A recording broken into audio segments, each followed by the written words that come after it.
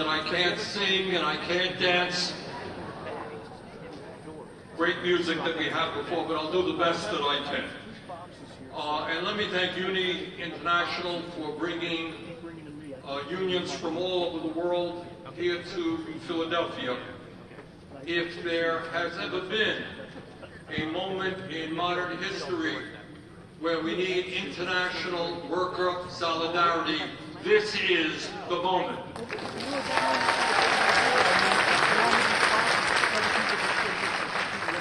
And it is the moment because never before in human history have so few people owned so much. Never before in human history has there been such massive levels of income and wealth inequality. Never before in history have we had such extraordinary concentrations of ownership. Never before in history have we seen a ruling class with so much political power in country after country all over the world. And never before have we seen the unprecedented level of greed, arrogance, and irresponsibility on the part of the people at the top.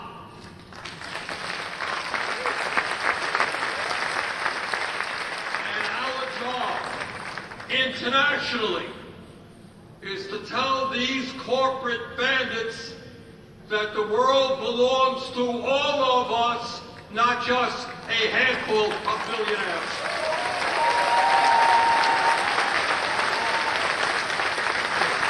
I want to just mention I am not as familiar as I should be with what is going on economically and politically in many of the countries that you come from, but I do know something about what's going on here in the United States. And that is, in this country, 3 people, 1, 2, 3, own more wealth than the bottom half of American society, 160 million people. And while these people have enormous economic power, tens of millions of people in this country struggle to put food on the table. Hunger here in the United States for children and others is a real issue. People are struggling to find affordable housing. We've got 18 million households in America that are spending over half of their limited incomes on housing, and we have almost 600,000 people who are homeless. Here in America, despite spending far more on health care than any other country, 85 million people are either uninsured or underinsured. Many of our people cannot afford the outrageous cost of prescription drugs. Child care is increasingly unaffordable, and our young people in large numbers cannot afford to get a college education, and if they do, many of them leave school deeply in debt. Our job, as loudly as we can, and if there's any message I want to convey to you this evening, is that with all of the new technologies that are out there, with all of the wealth that exists, it is not acceptable, and we have got to change the reality of so few having so much and so many having so little, and it is a trade union movement that is going to bring around that change.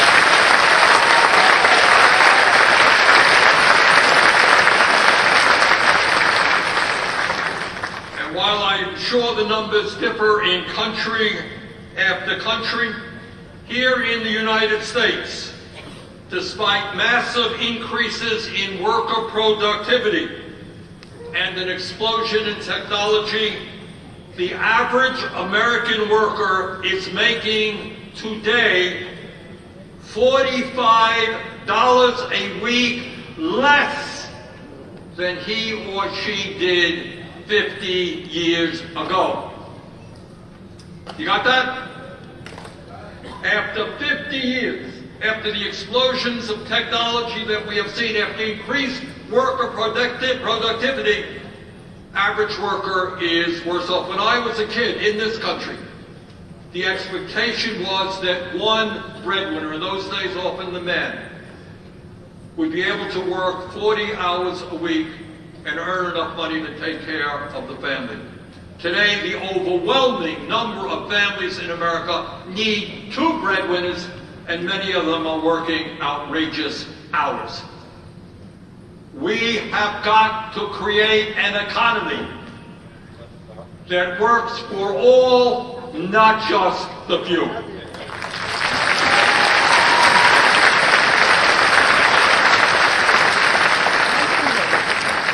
What's going on in the United States is going on all over the world.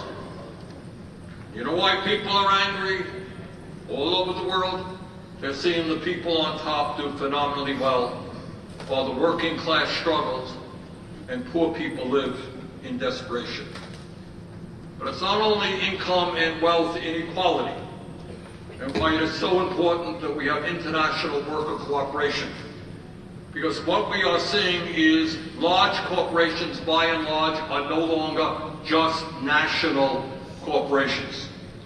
The big corporations, companies like BlackRock and Vanguard and Apple, Amazon, and many, many others, they have holdings, as all of you know, in many parts of the world, and many of them are constantly on the lookout for the cheapest possible labor that they can find and for the weakest environmental standards. And what we have been seeing for many, many years is a race to the bottom. And let's be clear, we don't talk about this too often, but with this growing concentration of ownership, with people in this country owning tens and tens of billions of dollars, these people do not put their money under their mattresses. What they do often is invest in the political system, and in this country at least, they are able to buy and sell politicians. So you have a Congress which day after day ignores the needs of the working class and yet spends an enormous amount of time and energy protecting the wealthy and big corporations. In the United States, they are able to do this through what we call here super PACs. And a super PAC is simply an organization in which a billionaire can put hundreds of millions of dollars to elect those candidates who will represent his or her interest and defeat those candidates who stand for the working class. So when we fight for economic justice, we have got to take on corrupt political systems in the United States and around the world.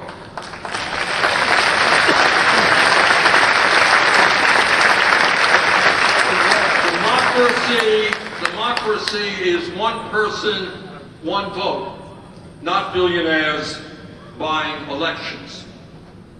And when we talk about concentration of ownership in the corporate world here in the United States and around the world, let us not forget the media.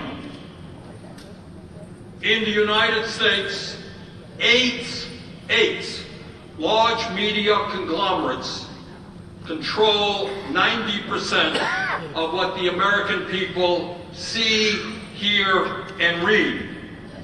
And this kind of concentration of ownership is not unique to the United States. It is common throughout the world. Rupert Murdoch, for example. You all remember Rupert? He is the right-wing billionaire who owns many major media outlets in continent after continent. And in many respects, the major function of the corporate media is to deflect attention away from the reality of people's lives and prevent a true understanding of what and why things are the way they are. In the United States, for example, again, I can't speak about the rest of the world, you could watch television for weeks and months, and the phrase working class will never be mentioned. Working class will never be mentioned. Just so happens that the working class is the vast majority of people in this country. But the media goes out of its way to deny the reality of class. So in America, we are all one happy family. We are Marx's classless society. You didn't know that we achieved that. But if you listen to media, there is no working class that has interests. There is no ruling class that has interest. Not discussed at all. So when we talk about bringing about the changes that we need, I beg of you, pay attention to media and fight to create media around the world that represents and reflects the needs of the working class.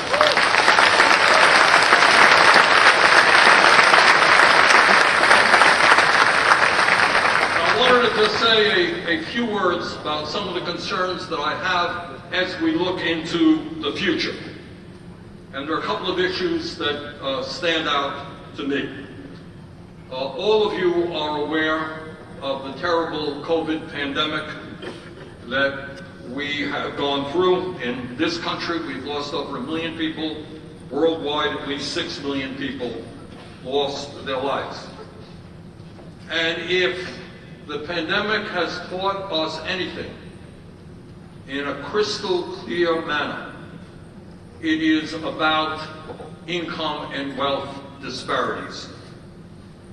It was not the CEOs of large corporations who, by and large, were getting sick and dying during the pandemic. They were able to isolate themselves in their lovely homes and in their offices and do their work on their computers. It was the working class of this country and of people all over the world who had no choice. They could not stay home and isolate themselves. They had to go to work in order to feed their families. And those are the people who died.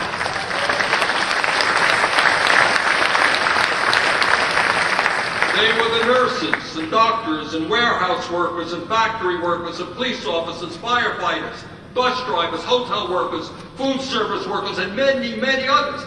They did not have the luxury of being able to stay home and isolate themselves from the virus. They had to go to work, and many of them paid the supreme price for having to do that.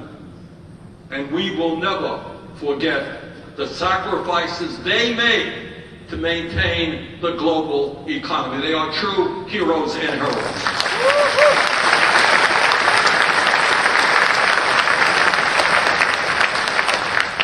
And at the same time, while tens of millions of workers became sick during the pandemic and millions died, during the first 2 years of the pandemic, the world's 10 wealthiest men more than doubled their fortunes from $700 billion collectively to more than $1.5 trillion.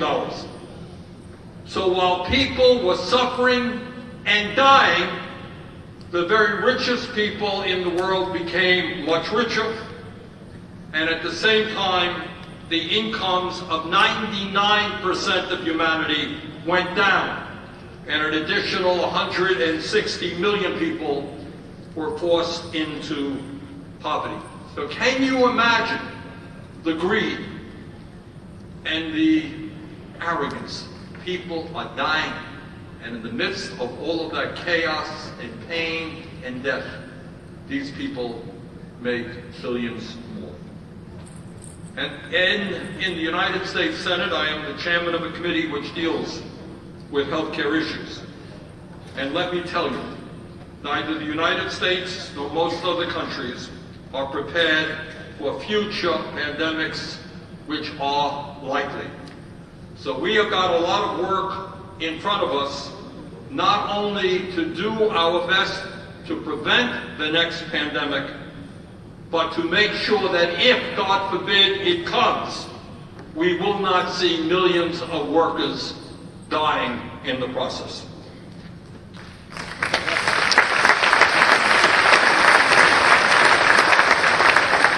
And there is another major issue, as all of you know, that must be dealt with, and that is climate change.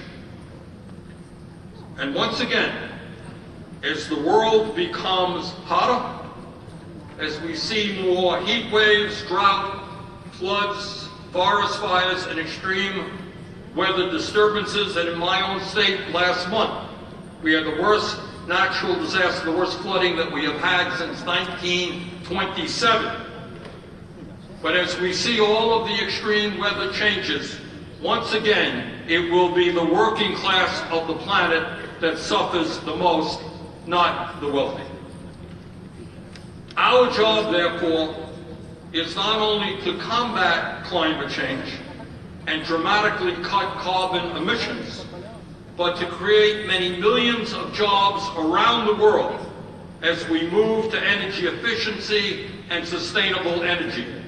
With good planning, we can create a global economy which is clean, non-polluting, and makes our economies stronger, not weaker.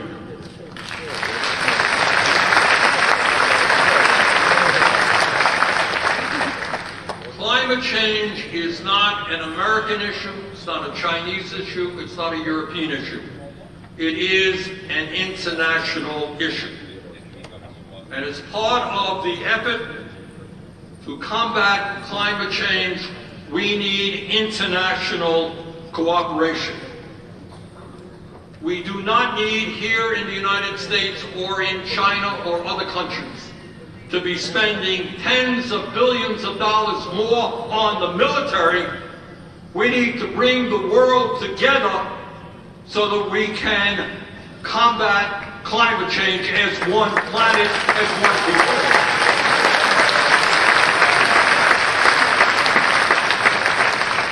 There's another issue out there, not just pandemics, not just climate change, but an issue all of you are becoming more and more familiar with, and that is the explosion of new technologies and artificial intelligence.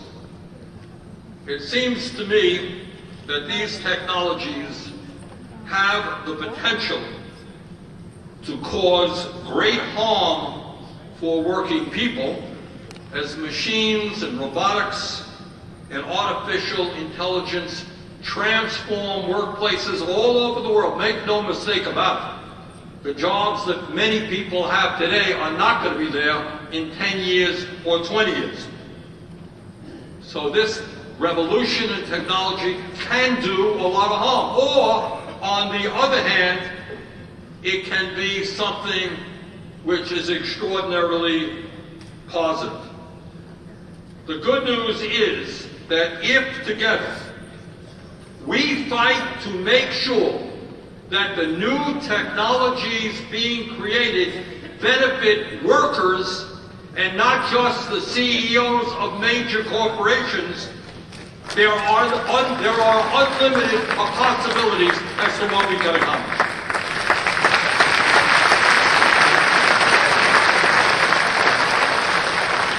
With robotics and artificial intelligence, worker productivity will be increased. And the increased productivity must benefit the workers of the world and not just the owners of that technology and the corporations who buy that technology. And what does all of that mean? I will tell you what it means.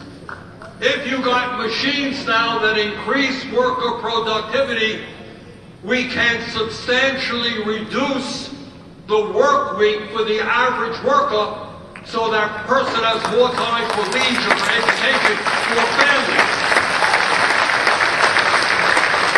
Here in the United States, for example, for the last 80 years, it has been assumed by law that the 40-hour work week is the legal definition of full-time work. We can and must think about reducing that work week substantially and give workers the opportunity to fulfill their potential in every respect.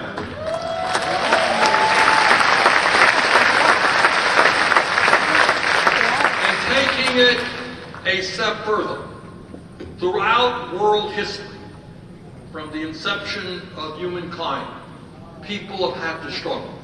They've had to struggle to put food on the table to support their families, in whatever country, in whatever part of the world.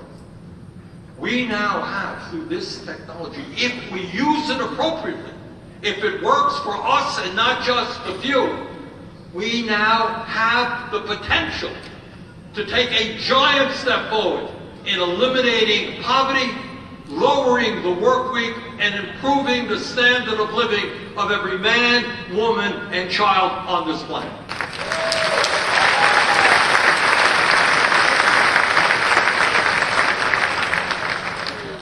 And while, of course, there is much concern about the economy of today, there is also, here in the United States, some very good news. And that is, in this country, and I suspect around the world, in response to all of what we have seen in recent years, in response to that greed and income and wealth inequality, what we are seeing is workers standing up and fighting back in a way we have not seen in decades. In the United States, more workers today want to join unions. They are joining unions. Workers in unions are standing up and negotiating excellent contracts.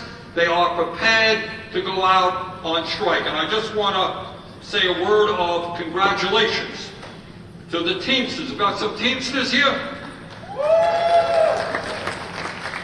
These guys have just signed one of the best contracts we have seen in recent American history, which got over 80% support from their membership. They stood up, they fought back, and they won. Thank you, Teamsters.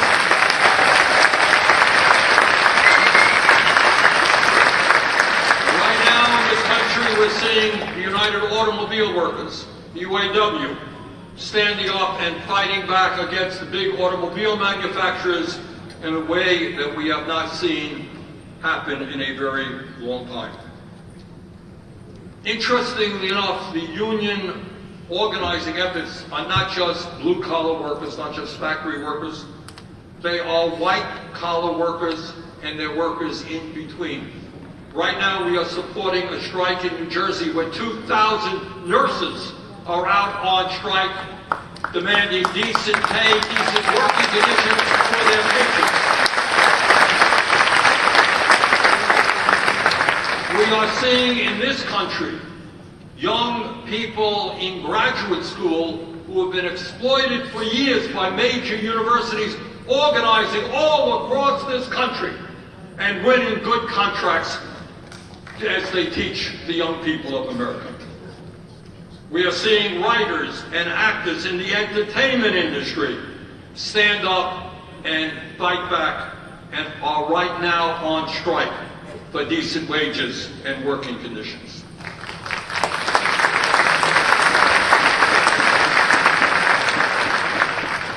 And we have seen strong union activity at companies such as Apple, Sega, Activision Blizzard, Google, and many, many others.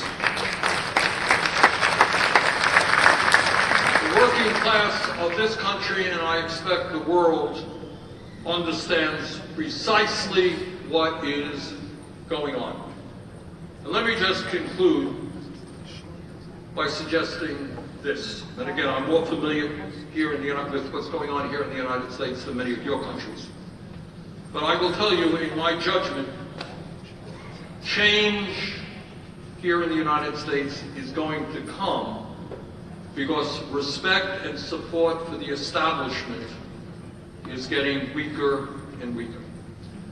The question that we are dealing with here and around the world is what that change will look like.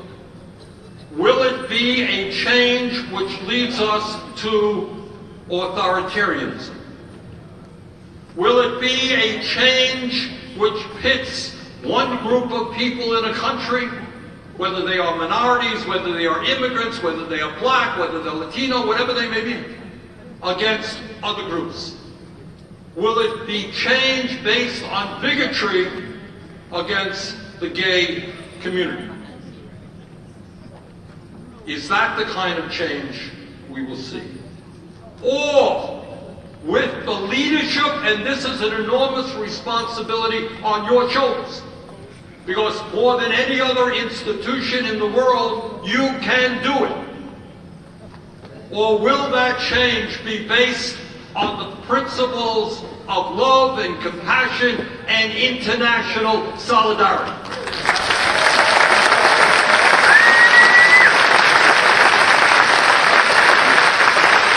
Will it be based on the principles of economic justice, racial justice, and social justice?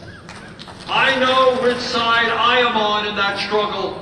I know which side you are on. Let's go forward together. Let's do it. Thank you all very much.